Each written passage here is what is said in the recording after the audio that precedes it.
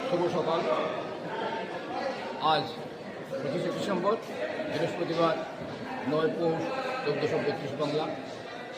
পূর্ব নির্ধারিত সূচনা অনুযায়ী এবং অনুষ্ঠান সূচি অনুযায়ী আজ ভোর 6:30টায় আমাদের বর্ণাঢ্য শোভাযাত্রা দিয়ে আমাদের হিন্দু সম্মেলনের উৎসব অনুষ্ঠান সূচি শুরু হয়েছে।